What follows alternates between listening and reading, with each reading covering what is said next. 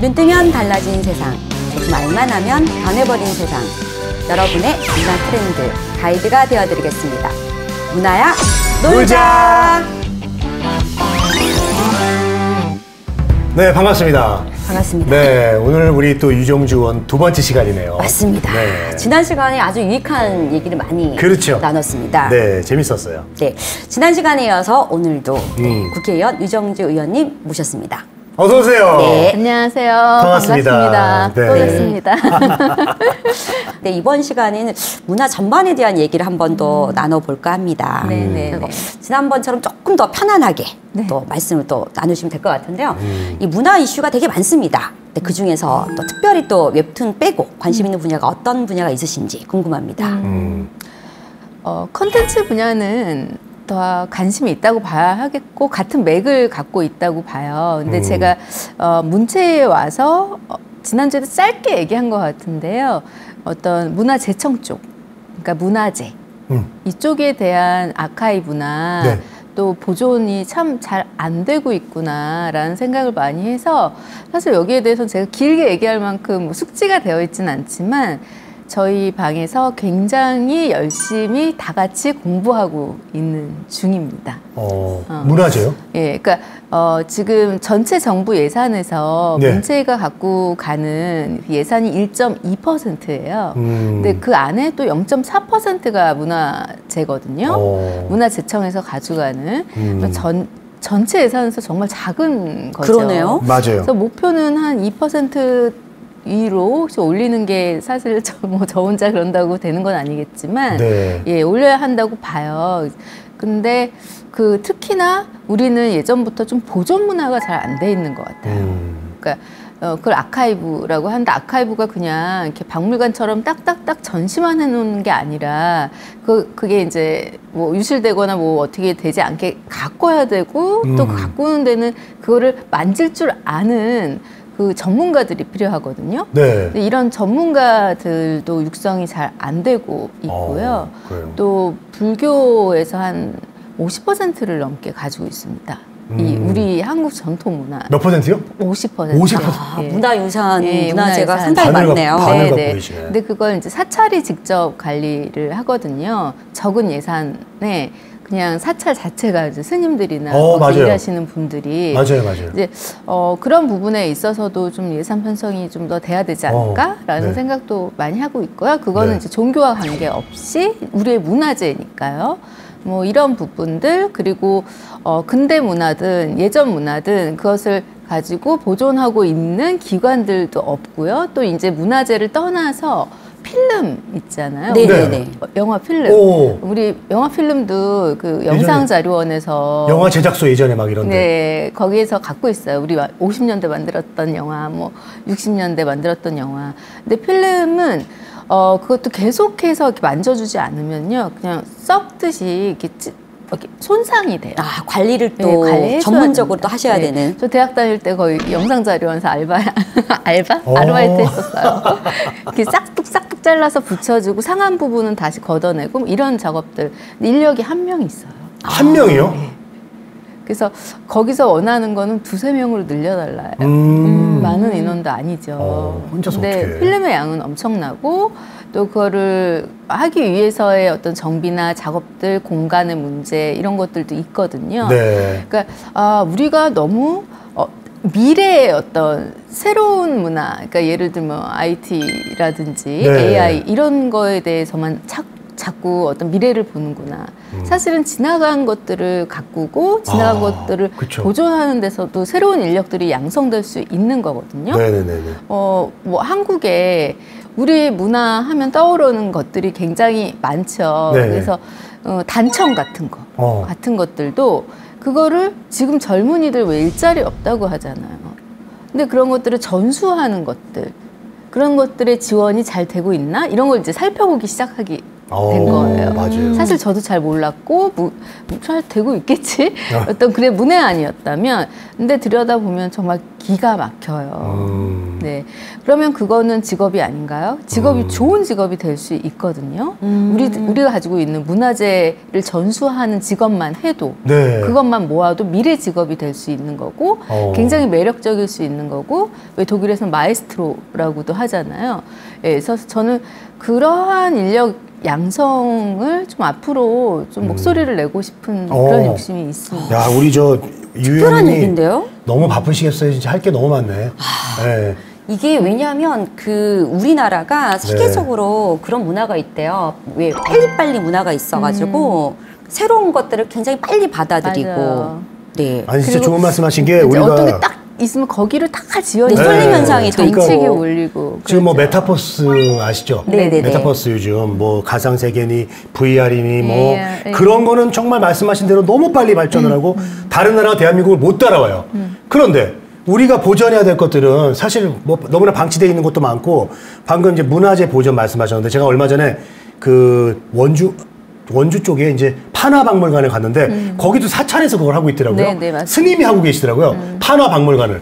판화박물관이 있는지도 몰랐어요, 저는. 그래서 그런 것들. 근데 꼭 우리 문화재뿐만 아니라 우리가 뭐 체육대회 같은 걸 크게 했어도 그 레거시라고 하잖아요. 네네. 그런 것도 전혀 보존을 잘 못하고 활용도 못해요. 맞습니다. 근데 새로운 거 개발은 잘하는데 왜 예전 거를 잘 보존하고 유지하는 거 못할까요? 이게 근대화를 지나면서 사실 조선시대에서 우리가 일제강점기를 겪고 나서 우리의 문화가 많이 손실이 됐고 이제 빨리빨리 개발을 해야 된다는 개발도상국으로 들어가면서 예전 것보다는 앞으로 나가야 된다라는 게 또 굉장히 강했던 것 같아요. 우리 민족이 그게 강한 것 같아요. 근데 지금 그때는 그럴 수 있었겠죠. 빨리 발전하고 가난에서 벗어나야 했으니까.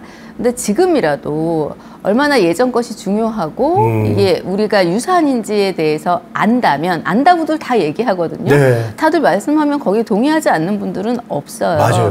그렇다면 지원과 정책을 만들어서 제도적으로 관리해야겠죠. 그래서 그게 제가 사실은 국회 들어오기 전에 정말 저도 잘 몰랐던 부분인데 알게 된 부분이고 그래서 관심을 갖게 된 분야고 그래서 고맙게 생각하는. 근데 또 이게 단순히 옛것을 보존한다 이렇게 생각하면 아마 젊은이들이 아니 뭐 앞으로 배울 것들이 많고 이렇게 생각하는데 옛것을 거기에 뭐 멈춰가지고 될 일이냐 이렇게 생각할 수도 있어요. 그런데 옛것이라고 하는 것 자체가 또 경제적인 가치가 아주 높습니다. 지금 말씀하시는 게 그 맥락으로도 이해가 되는데 맞습니까? 사기나 뭐 사기 같은 것도 예전 것을 보존하면서 그거를 전수하는 예술인들이 탄생을 하면 그게 또 새로운 모습의 그러니까 2012년도에 한국의 사기가 탄생을 하는 거예요. 맞아요. 그거는 새로운 것이죠. 그렇게 발전을 거듭하기 위해서도 전승자나 계승자가 필요한 거고 보존이 필요한 거죠. 그러니까 예전 거를 그대로 만들고 그대로 보존하자를 좀 더 넓혀서 외연을 확대하자면 그런 예술가들, 그런 집단들이 만들어질 수 있는 거고 그게 하나의 직업군이 될 수 있고 직업을 늘릴 수 있는 거죠. 유럽 같은 데 가보면 이제 뭐 체코나 프라하나 스페인 같은 데 가면은 옛날 건물이 그대로 돼 있잖아요. 옛날 그 자기네 양식과 고유의 건축 문화가 그대로 있는데 안에는 당연히 신식이잖아요. 전 그런 게 너무 부럽더라고요. 그것도 지나가면 역사거든요. 이 시대에 한번 만졌다. 그러니까 예를 들어 다시 정비를 했다. 그것도 이제 지나가는 하나의 역사 그 사이에 들어가는 거거든요. 그래서 그런 것에 대한 귀함이랄까 이런 거를 좀 생각해 봐야 되지 않을까 한 싶습니다. 가지 제가 의문이 드는 게요. 말씀 듣다 보니까 제가 알기로는 우리나라의 이제 그 문화재 과거 뭐 토성이란 뭐 이런 성들 복원을 할 때 문제가 뭐냐면 저도 이제 그쪽이어가지고 조금 공부를 하다 보니까 잘 하고 싶은데 어려운 게 뭐냐 그러면 원형 그대로 복원해야 된다라고 하는 그런 룰이 강박감도 있지만 그런 룰이 있어서 그런 거 하려고 하면 시간이 오래 걸리고 예산도 오래 걸리고 하다 보니까 계속 늦어지는 부분들이 있는데 이게 해외에는 보니까 뭐 성이 무너지잖아요. 그러면 옛날 그 재료를 어떻게 구합니까? 맞죠. 그렇게 해서 그 같은 맥락이에요. 그래서 이 시대의 거를 또 넣는 거죠. 현재 있는 재료를 가지고 거기에 넣어서 할 수 있는 이렇게 이제 복원하는 기술을 도입해서 한다고 하는데 그런 부분들을 조금 의원님께서 해주시면 너무 좋을 것 같아요. 그대로 복원할 수 있는 인력을 키워도 좋겠지만 지금의 모습, 그러니까 2012년에 그거를 12년의 기술로 복원을 하면 제가 말씀드리고 싶으면 100년 후에는 또 그게 하나의 맞습니다. 역사가 되는 거죠. 이렇게 계속 쌓여서. 그러면 2012년에는 이런 한 건물 안에 다양한 게 있는 거예요. 조선시대는 이쪽이고, 저쪽에 갔더니 2012년에 또 정비된, 요거는 그때 우리 문화구나. 네. 더 지나서는 2030년이 될 수도 있겠죠? 이건 또 그때 우리의 문화구나. 이렇게 복합 문화가 될 수도 있는 맞아요. 거거든요. 그래서 좀 깨어있는 발상으로 갈 필요도 있다고 생각합니다. 그 동상이 예를 들어서 금칠이 좀 까지면 요즘 예쁜 색깔 금색으로 칠해도 되잖아요. 네네네. 뭐 이쁘기만 그거를 하는데. 이제 써놓는 거죠. 다 기록해 놓는 거죠. 이건 언제 이렇게 해서 언제 어떻게 정비되었다. 그게 역사가 되는 거죠. 근데 사실 법 자체가 그런 걸 하다 보면 법의 허들이 되게 많잖아요. 네네네. 법이 이제 만들어졌을 때는 이렇게 뭐 무너질지 망가질지 모르고 한 그렇죠. 부분이어서 똑같은 재질로 해라 이런 규정이 있어서 그런 건데 그래서 의원님의 역할이 더 많아지실 것 같아요. 공부를 더 해야 됩니다. 공부를 해서 그쪽에 있는 또 현장인 분들하고도 대화를 많이 하고 그래서 이제 합점을 찾는 게 또 법에서 굉장히 중요하더라고요. 네. 한쪽만 만족시킬 수는 없거든요. 그래서 그걸 저 꾸준히 하겠습니다. 말씀 들어보니까요. 네. 의원 초선 의원님 같지 않으세요. 기본 하신 일이나 생각하시고 앞으로도 추진하시려고 하는 이런 일 자체가 거의 뭐 기본 3선 이상은 되시는 것 같아요. 4선 정도. 그런가요? 네. 제가 생각이 짧았습니다. 아니 그리고 사실 또 지금 그 얘기 하다 보니까 옛날 뭐 문화재 보존하는 거 지금 현재 광화문 쪽에 계시죠? 네네네. 그럼 거기 저 이수진 장군 동상부터 어떻게 좀 칼을 조금 바꾼다거나 색깔을 이번에 뭐 청소하는 것도 뭐 대청소였다고 하죠? 네. 얼마 전에 몇 년 만에 맞죠? 몇십 년 만에 이수진 장군 동상 닦는 일이 화제가 됐었는데 화제가 됐었죠. 맞아요. 닦는 것도 보통 일이 아니죠. 보통 일이 아니래요. 어디에 사는지가 밝혀지네요. 왜 그러셨어요? 그쪽 근처. 네, 그쪽 근처. 서울 시내? 네, 그 주변. 자주 가신대요, 그쪽을. 네. 많은 걸 알고 계십니다. 네. 자, 그리고요. 또 이 얘기가 있습니다.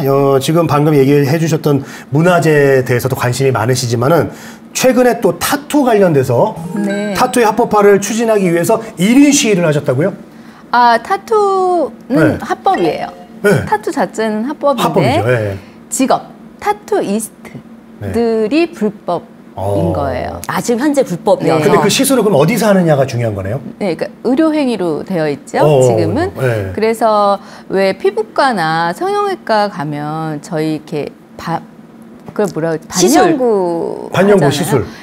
그 분들을 다 합쳐서 문신사라고 부릅니다. 그러니까 타투이스트와 반영구 하는 화장하는 분들 많이 계시죠 지금. 그분들을 이제 합치면 문신사. 그래서 문신사 협회도 있고 이제 각자 별도로 타투이스트 협회도 있고 그런 거예요. 그래서 제가 했던 거는 문신사 협회, 그러니까 전체를 아우르는 거를 이제 같이 시위를 하는데 동참을 했고요. 또 얼마 전에는 타투이스트들만 하는 어떤 그런 국회 안에서 간담회에서 토론도 하고 사회를 보기도 했는데요.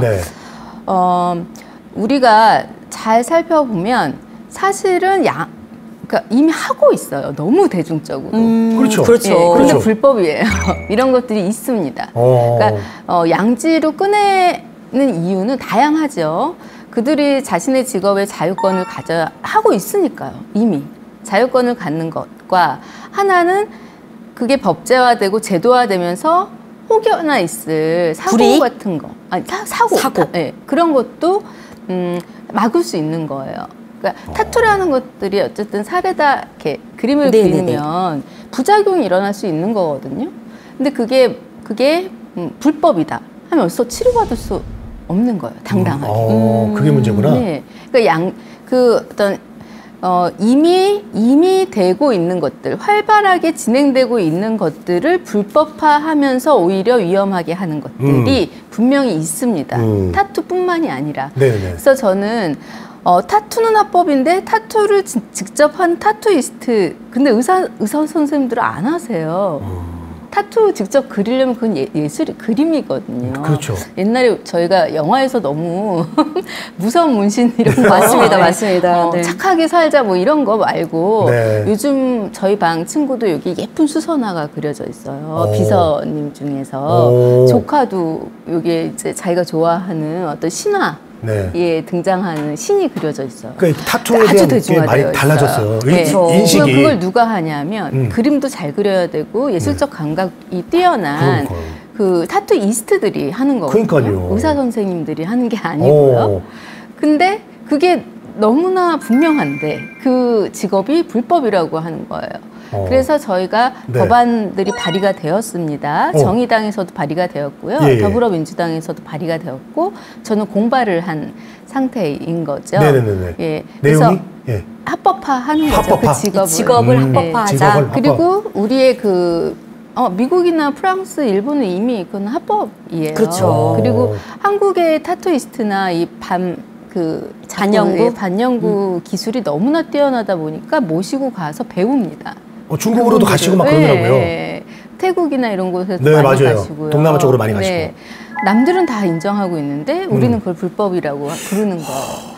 근데 제가 법안은 이제 제가 뭐 대표 발의하진 않았지만 발의를 하면서 이게 불법인지 몰랐던 사람들이 불법인 걸 알게 됐어요. 그 직업이. 와, 그러면 거기에 좀 또 부작용이 있어요. 있을 수 있어요. 너희 불법 시술하고 있으니 뭐 어떻게 하겠다. 몰랐던 사람도 많거든요. 오히려 또 그것 때문에 걱정하시는 분들도 생기셨네요. 그럼 빨리 이제 합법화 시켜야겠네요. 그렇기 때문에 신속하고 조속함이 더 필요한 것이죠. 이미 다 직업으로서 지금 활동을 하고 계시고. 그러니까요. 유명 인사도 많으시더라고요. 잘하는 분들 중에는 뭐 몸값이 높고. 네. 아름다운 타투도 있고요. 타투가 꼭 어떤 그림을 그려놓고 내 몸에 그냥 예쁨 치장이 아니라요. 어떤 사람한테는 상처를 가려주기도 해요. 맞아요. 네, 지우고 싶은 흉터를 가려주기도 하고요. 그러니까요. 네, 그리고 기억하고 왜 그걸 봤어요 이번에 반려견이나 이제 이름 아니 이제 떠나보낸 반려견 반려견이나 이름일 수도 있고 그 얼굴을 그대로 그립니다. 맞아요. 네.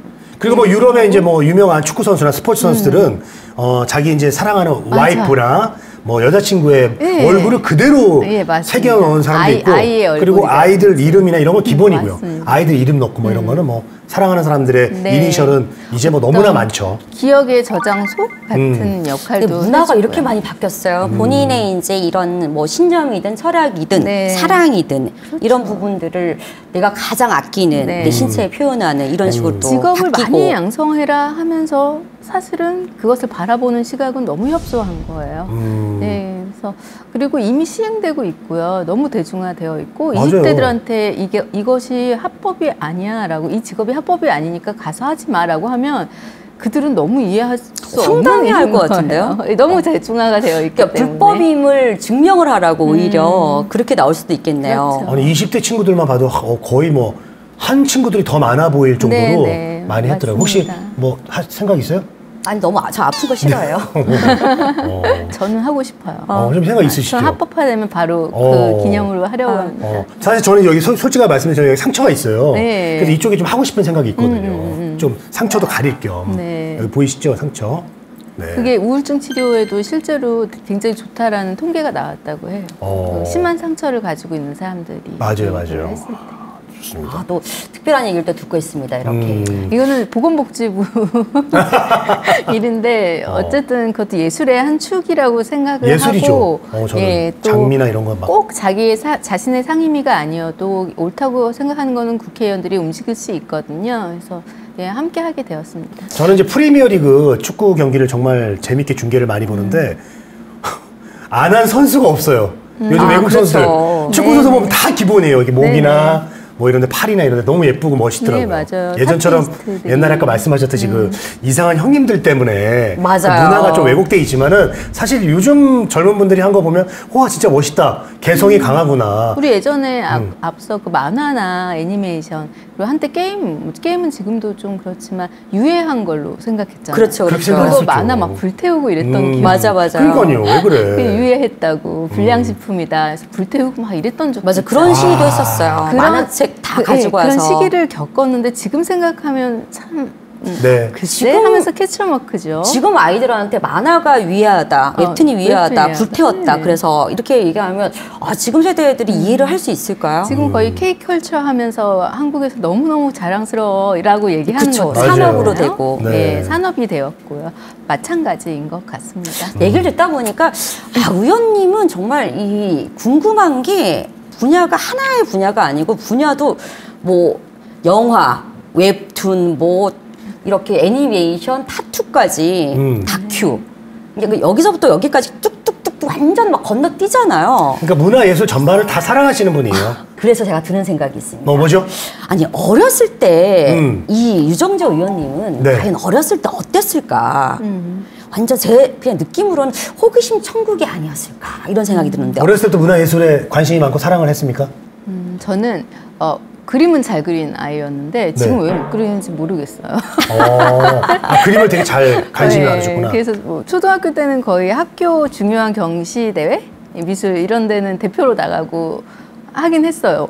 그 세월이 내가 맞나 싶을 정도로 지금 그림을 못 그려요. 그것도 참 신기하죠. 근데 어릴 때는 좀 소심한 아이였던 것 같은데 주변에서 모르는 소심한 아이. 그러니까 겉으로 보기에는 굉장히 활발하고 말괄량이기도 하고 어디 어른들이 이렇게 데리고 가면 이제 딱 너 나와 해서 재롱 피우게 하는 아이. 예, 그럼 또 열심히 춤도 추고 노래도 하는 아이였는데 마음속으로는 그게 많이 괴로웠던 아이였어요. 비슷한 점이 있다. 저랑 좀 비슷한 점이 있어요. 예, 뭔지 아시죠? 저는 제가 그래요. 그걸 어른들을 기쁘게 해줘야지에 대한 그 부담감을 갖고 있는 아이였던 거죠. 그냥 신나는 게 아니라. 그래서 그럴 때는 이제 집에 꼭 와서 혼자만의 시간이 필요한. 그래서 혼자서 이야기를 만들어가지고 글을 쓰기도 했고요. 그리고 인형들하고 친구들하고 원래 인형 갖고 놀잖아요. 근데 저는 혼자서 인형 갖고 노는 거를 너무 좋아했어요. 내 마음대로 스토리텔링을 만들어서 인형 혼자 보면서 거의 집시놀이들, 그러니까 세상을 떠돌아다니고 본인이 왕국을 만드셨네요. 보통 분 아니야. 보통 분 아니야. 여행자가 되고 싶었는지 마차 같은 거 만들어갖고 태우고 세상을 여행하면서 일어나는 자기만의 여행을 떠났구나. 언제 시간 여행자 느낌도 나는데요. 맞아요. 지금 완전. 그러니까 이제 우리 같은 스타일이 어떤 스타일이냐면 아까도 우리 같은 스타일이 나왔으니까 1편에 제가 말씀드렸지만 1편에도 우리가 되는 건가요? 나서진 않아. 진짜 내가 먼저 막 사람들 앞에서 막 좀 사람들 눈치도 많이 보고 괜히 막 이렇게 구설수에 오르는 것도 싫어해. 그런데 일단 뭘 시키면은 잘한단 말이야. 해내요. 그래서 제가 원래 발견했는데 그렇게 생각을 해요. 사람들 오해를 한단 말이야. 우린 그런 사람이 어머니가 아니지만. 놀라시더라고요. 다 자라서 얘기했더니. 내가 그때 사실은 굉장히 괴로웠다고 그랬더니 몰랐다고. 우리는 시키면 해. 예. 계속 우리를 강조하시고. 근데 부모님이 시키면 하는 애인데 공부하라는 얘기를 안 하셔서 그렇게 공부를 안 했네. 야, 이거 당했다. 이거는 내가 못했네. 공부를 전 못했는데. 단 한 번도 공부하라는 얘기를 안 하셨어요. 부모님 잘못하셨네요. 그거는 저랑 다르네요. 저는 공부를 하라고는 했는데 제가 너무 공부를 못했어. 시키면 다 하는 아이인데. 공부는 안 되더라고. 저희 부모님은 뭐 자유롭게. 그때 공부하러 가셨으면 지금 이 자리에 있지 않고 하버드를 가셨거나. 공부를 정말 했겠죠. 자, 그리고 제가 또 궁금한 거. 유정재 의원님. 이렇게 참 수줍음도 많은 소녀였고 문화예술을 사랑하고 그러는데 의원, 이 국회의원이 내가 된다라고 생각해 본 적이 있어요? 없죠. 솔직하게. 단 한 번도 없습니다. 단 한 번도 없어요. 그래요? 어떤 뜬금없는 공상을 좋아하니까 내가 비스무리하게 어떤 생각을 했었지라고 한번 생각은 해본 적이 있는데 좀 공익적인 일을 해보고 싶다라는 생각은 했던 것 같아요. 아주 어릴 때부터 아이들을 뭐 위한 일이라든지 이런 것들은 많이 했지만 정치인이라고 생각은 못했어요. 근데 다만 주변에 정치에 관심이 많은 친구들이 많았던 건 맞아요. 그 친구들의 꿈을 이루는 거네요. 어떻게 보면 친구들은 그러니까 지금 정치에 관심이 없거나 무관한 시민은 아니었어요. 그러니까요. 예, 그랬고 이제 애니메이션도 하면서 이 불공정함에 우리라고 할까요? 네. 간혹 동기부여는 안 되지만 스스로 간혹 이건 아닌데 싶은 것들도 있어요. 그렇죠. 그러면 갑자기 집요해집니다. 굉장히. 그래서 이제 불끈 달아오르는 마음으로 국회도 찾아다니고 청와대도 가서 이거는 뭐 이렇게 개선돼야 된다라는 목소리를 내면서 산업협회, 애니메이션 산업협회장이 됐습니다. 예, 그러면서 그때는 약간 국회에 인연이 닿았던 것 같아요. 불공정한 거, 밖에서 일어나는 일들을 국회의원들한테 알리는 역할을 그럼 아예 했죠. 관심이 없는 건 아닌데 어디 협회장을 했다는 거는 정의감이 협회장도 네. 시켜서 그것도 시켜서. 왜냐면 근데 또 잘했군요. 왜냐면 이게 일관성이 있어요. 그러네. 시키는 걸 또 너무 하라고 하면 너무 잘하시는 지금 분이셔서. 유정주 의원님 성격상 본인이 내가 협회장 할래요. 나 좀 시켜줘. 이랬겠어요? 안 했겠지. 그냥 가만히 있다가 누가 시켰겠지. 시키면 또 시키는 대로 너무 잘하시는.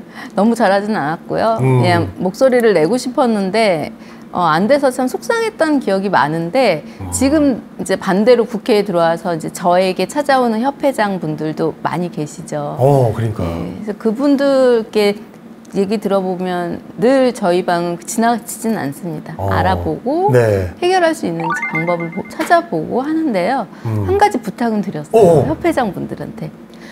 이 시니어 TV에서 문화야 놀자. 네, 문화야 놀자. 그러니까 어르신들이잖아요. 네. 협회장 정도면. 네, 그렇죠. 그래서 이 니즈들이 좀 큰 덩어리들이에요. 그래서 제가 다 알겠다. 저도 경험이 있어서. 근데 부탁 말씀 중에 한 고리는 청년이나 신진 예술가들을 위해서 말씀해 주시면 좋겠다. 와, 이거 진짜 좋은 말씀이시네. 네, 했거든요. 그랬더니 그 뒤로는 좀 관심 많이 가져주시고 같이 논의해 주시고 합니다. 왜냐면 문화예술이 또 상생을 하려고 하면 네, 같이 더불어 살려고 하면 또 청년들하고 함께하는 이런 부분이 또 가장 또 큰 그들이 몫이죠? 가장 이제 어려움을 겪는 세대이기도 하니까요. 근데 정말 훌륭하신 분들이 내가 있는 쪽에 관심을 가져주고 좀 도와주라고 할 줄 알았는데 청년들한테 더 신경을 써달라고 그렇게 아주 대승적인 그런 돌발 질문을 하나 드려야 되겠습니다, 네. 위원님. 위원님은 어쨌든 생각지도 않게 본인이 나서서 한 건 아니지만 국회의원이 되셨잖아요. 되시고 난 다음에 이 비포 애프터 달라진 생활이 있습니까? 예, 너무 많은데. 너무 많을 것 같은데요. 일단 연락이 안 하던 사람들이 연락이 오죠. 왜 질문을 이쪽에 드렸는데 우리는 알겠지만 너무 하신 거 아니에요, 지금? 난 그게 너무 궁금했어. 개인적인 질문 궁금한 거죠. 별로 그렇지 않아요. 네, 그렇진 않은데 간혹 몇 분. 그래서 이제 그게 문화예술에 정말 이렇게 필요한 어떤 민원이라든지 해결돼야 되는 거면 듣지만 개인적인 것들은 아주 날카롭게 자르기도 하죠. 그럼 우리 고민정 박사님 질문대로 달라진 것들이 몇 가지만 있다면 어떤 게? 우선 너무 많지만. 그러니까 저는 올빼미형입니다. 이제 안 되겠네요. 지금도 다른 의원님들에 비해서는 올빼미인 것 같아요. 새벽에 이제 밤새서 기획서 쓰고 작업하는 거 보고 체크하고 아침에 잠들고 그래서 저희 예술가나 콘텐츠 업계에서 아침에 전화하는 게 실례거든요. 그렇죠. 맞아요. 맞습니다. 전혀 받지 않아요. 근데 국회는 그렇지 않죠. 거의 이제 코로나 전에는 조참부터 있었으니까 조참, 오참, 얼마나 힘들었겠어요. 네, 그리고 맨날 7시에 모여서 공부하고. 이게 밥인지 공부인지 알 수 없는. 제가 자꾸 유정주 의원이랑 저를 엮는 것 같은데 좀 비슷하네요. 그것도. 왜냐면 저는 라디오 진행을 지금 하고 있는데 밤 10시에 끝나요. 밤 프로예요. 그쵸. 그러니까 저도 맨날 새벽 한 3, 4시에 자게 되더라고요. 그렇게 되죠. 네, 저도 그래가지고. 지금도 새벽에 자는 거를 못 고쳐서 오전 잠이 많은 거예요. 그리고 조금 저질 체력이라 저희 비서님들이, 보좌진님들이 너무 걱정하세요. 어떻게든 운동을 하십시오. 그래서 운동을 하게 되면 그것도 변화가 될 것 같고요. 할 계획이거든요. 아니 수행 식구들은 근데 좋겠는데요. 수행 식구들은 같이 늦잠 자도 되니까. 맞잖아. 같이 늦게 일어나도 되잖아요.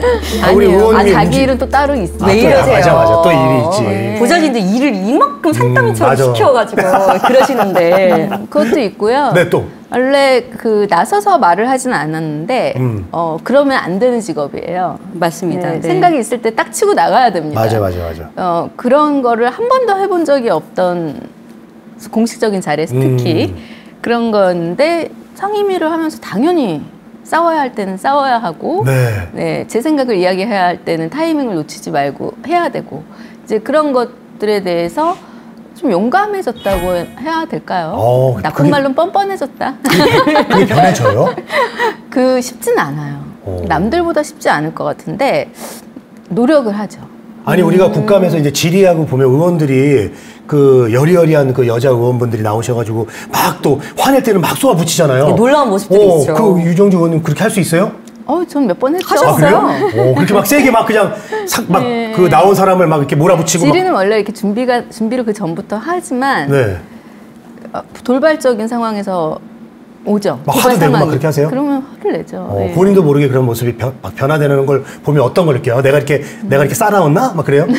원래 싸나워요. 그게 원래 싸나운데 이제 티를 내는구나. 네, 이제 이런 국회에서 별명도 좀 4차원이고 좀 그렇습니다.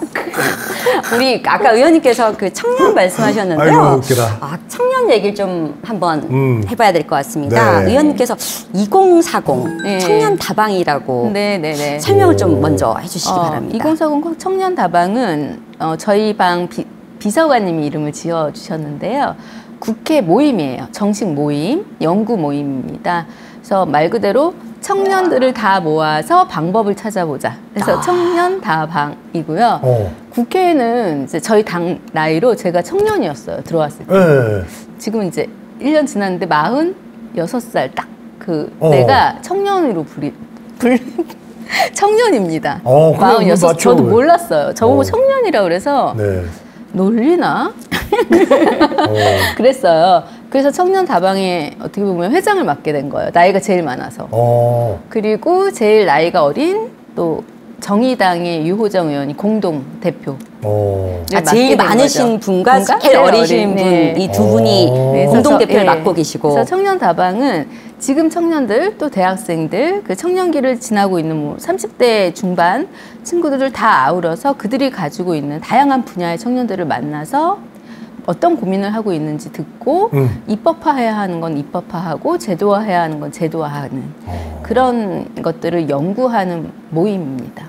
이게 언제 만들어졌나요? 이게 저희 이번 기수에 만들어진 거예요? 네, 시작하면서 일 시작하면서. 예. 비슷한 거는 있었겠지만 이 청년 다방은 저희가 만들었습니다. 참여하시는 분들이 꽤 많으신가요, 지금은? 그러니까 청년 나이 안에 드는 분들만 의원이 별로 없잖아요. 그렇게 젊은 의원 자체가. 저희가 이제 연구 모임이 되려면 10명이 넘어야 돼서요. 네. 꽤 40대 중반? 30대, 40대 꽤 많아요? 있어요. 30대 별로 없죠? 30대요? 30대 의원은 별로. 처음 그러니까 별로 5-6명은 되고요. 예. 젊은 의원들이 많아지는 거에 대해서는 어떻게 좀 긍정적으로 보고 아주 긍정적으로 생각하고요. 오히려 청년들에게 기회가 돼야 되고 청년도 당대표가 될 수 있는 당이 될 수 있도록 사실은 지금 또 혁신의원위원회라고 있습니다. 저희가 이번 대선을 두고 어떻게 정당 개혁과 정치 개혁 두 개를 맡아서 어떻게 혁신할 것인가, 예전의 당으로 머물러 있는 것은 아닌가, 당원 당규나 이런 것들이 옛날 정치로 머물러 있는 것은 아닌가를 살피고 그거를 목소리를 내서 실제로 당원 당규를 바꾸거나 정책을 바꾸거나 어떤 정당의 개혁을 혁신을 앞장서는 위원회가 또 생겼어요. 거기에 저도 속해 있고요. 예. 거기에도 젊은 의원님들이 많이 있는데요. 그중에 아젠다가 청년의 당대표도 나올 수 있어야 된다. 그렇게 당원 당규를 좀 개정하자? 네. 라고 말씀하시는 지금 거고요? 조금 보수적으로 되어 있는 부분들을 정당 개혁과 정치 개혁이 우리부터 필요하다. 이제 이런 숙제를 안고 저희가 이제 모여서 외부 인사들도 반 정도 들어왔어요. 청년들이. 대부분 청년들이. 네네. 그래서 같이 그 이야기들을 하면서 정책을 만들어 나가고 있습니다. 청년들 이야기를 듣는 거에 멈추지 않고 이게 현실적으로 뭐 당장 당내에서 필요한 당원 당규 이런 법들을 바꿔내고 규정을 바꿔내겠다라고 하는 그 시점부터 먼저 하겠다는 말씀을 하시는 거죠, 지금? 네. 자, 지금 코로나19로 인해서 저를 포함해서 저처럼 공연 쪽에서 일하는 사람들, 문화예술인들이 많이 힘들었어요. 너무 힘들죠. 예, 그래서 좀 아이디어를 낸 게 이제 비대면, 뭐 언택트로 해가지고 이제 화면으로 만나서 이제 그런 걸로 조금 이제 버텨보려고 했는데 위드 코로나 왔다가 지금 또 다시 안 좋아지면서 제가 지난주에 행사 2개가 취소가 됐거든요. 이거 어떻게 해주실 겁니까? 어떻게 저 행사 이거 좀. 아니, 지금 아까는 우리라고 하시더니만 돈벌이 없어가지고. 큰일 났죠. 어떻게 될까요? 이제 앞으로 상생할 수 있는 방법.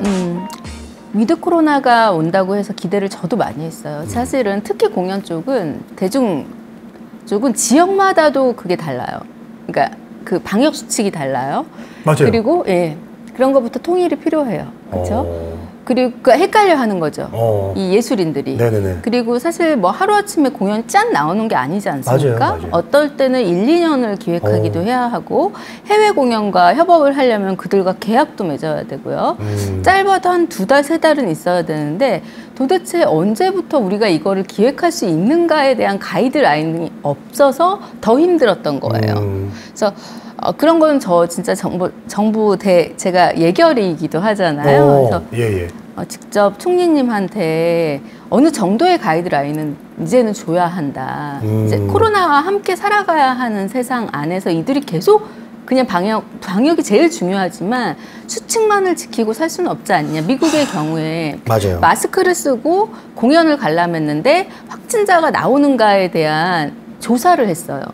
그랬더니 안 나왔거든요. 근데 나올 수도 있죠. 왜 그렇지 않겠습니까? 근데 맞아요. 방역 수칙을 굉장히 잘 지키는 상태에서 공연을 관람했을 때 위험성과 위험하지 않을 뭐 그런 것들을 우리도 해봐야 돼요. 이제 계속 비대면으로 할 수 없죠. 저는 그게 제일 싫어요. 뭐가 싫으냐면 계속 대면으로 공연했던 사람들한테 비대면으로 지원을 해줄 테니 이거를 공연을 비대면 컨텐츠로 만들어라. 너무 힘들죠. 너무 힘들죠. 사실 아주 다른 분야거든요. 이거는 영상 분야인 거예요. 그냥 찍어갖고 비디오로 튼다고 해서 공연이 아닌 거잖아요.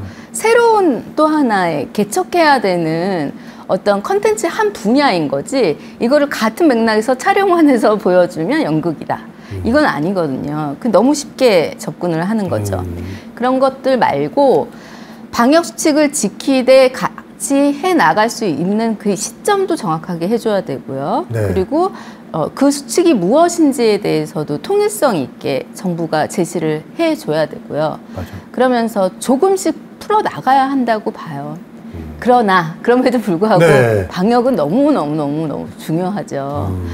이번에 진짜 마음이 아팠어요. 좀 풀렸다 해서 다들 공연을 하려고 딱 하는데 그건 공연뿐만이 아니라 다른 전반적으로 다 그렇죠. 뭐 지역 축제도 지금 뭐 하려도 안 하고 그리고 이제 문화예술 쪽뿐만이 아니라 다 마찬가지였죠. 이제 풀렸던 것들이 다시 제재 대상이 되기도 하고 향후 조금 더 그렇게 될 가능성이 지금으로서는 많고요.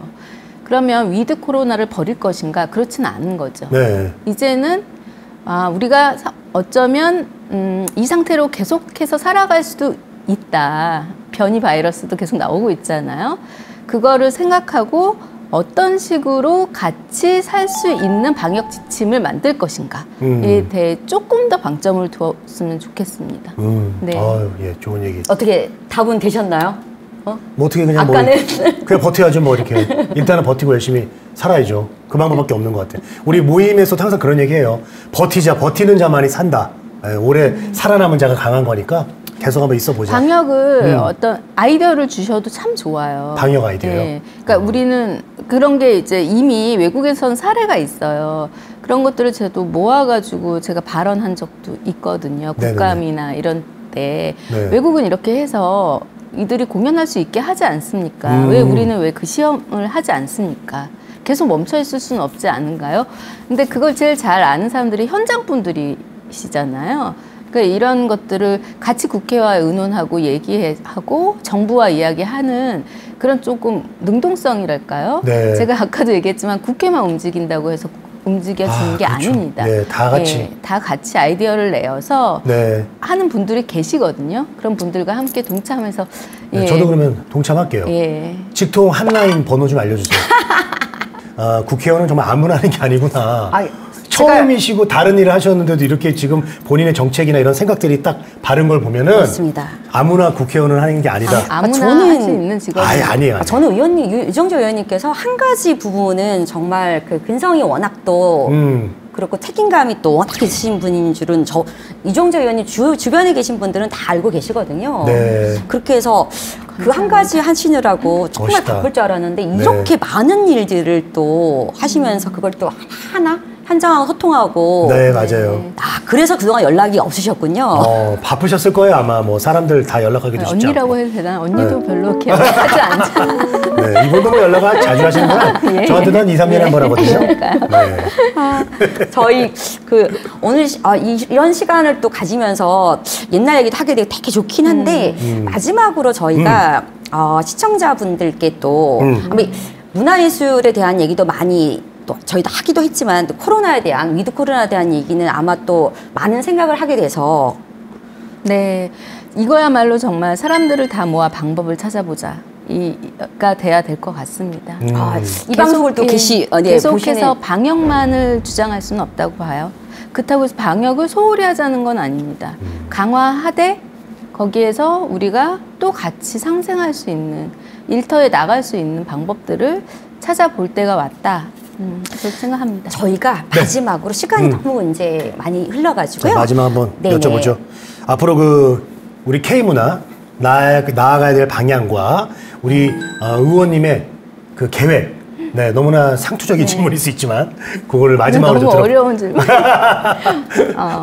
K문화 늘 칭찬만 하죠. 화려한 것만 보이고요. 문화라는 게 그런 것 같아요. 특히 문화예술 컨텐츠 쪽은 성공한 것들만 보이잖아요. 근데 그 안을 들여다보면 정말 응달이 많습니다. 그늘도 많고 아까 얘기했던 것처럼 불공정도 참 만연해 있어요. 그리고 오죽했으면 표준계약서가 막 만들어지고 그러겠습니까? 근데 잘 쓰여지지는 않죠. 강제성이 없어서. 저는 그런 계약서나 법보다 더 중요한 거는 우리가 생각을 바꿔야 돼요. 시선을 바꿔야 되고 창작자가 없으면 플랫폼은 존재할 수 없죠. 플랫폼은 그릇이잖아요. 거기에 콘텐츠가 담겨야 역할을 하는데 맞아요. 왜 플랫폼사는 더 방대한 것을 이들보다 많이 갖고 가는가에 대해서 스스로 자각해서 생각해 봐야 되거든요. 그래야만 우리가 너무나 자랑스러운데 우리 작품이 아니게 되는 것들이 안 생기게 되는 거예요. 오징어 게임 같은 것들이. 그래서 제가 할 일은 예전부터 관심사였어요. 국회에 들어오기 전부터. 우리의 지식재산권을 지키는 정책이 필요하다. 그리고 그거는 국회뿐만이 아니라 우리의 사고, 그 현장에 계시는 모든 분야의 분들의 시선과 사고가 바뀌어야 한다. 상생하는 것이 결국에는 미래를 봤을 때 나도 사는 길이다 라는 거를 좀 깨달았으면 좋겠습니다. 네, 너무 재미있게 시간이 훌쩍 지나가버렸네요. 맞습니다. 오늘 유정주 의원님과 함께 위드 코로나 정책 어떻게 할 것인가 뿐만 아니라 문화 정책 전반에 대한 이야기를 심도 있게 나눠보고 재밌는 시간도 가졌습니다. 맞습니다. 유익하고 즐거운 시간이었어요. 너무 즐거운 시간 가졌습니다. 의원님, 저희 시청자분들께 마무리 인사 한번 부탁드리겠습니다. 초대해 주셔서 정말 감사했고요. 저는 이렇게 방송을 많이 해보진 않았지만 조금 해봤지만 이렇게 편한 자리는 또 처음이에요. 그리고 저에 대한 이야기를 많이 할 수 있어서 제 생각을 많이 할 수 있어서 정말 더 귀한 자리였습니다. 여러분 새해 복 많이 받으시고요. 2022년 정말 멋진 역사를 같이 만듭시다. 화이팅! 멋있어요.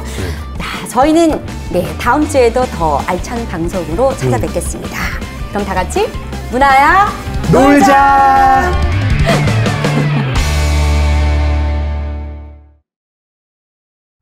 놀자!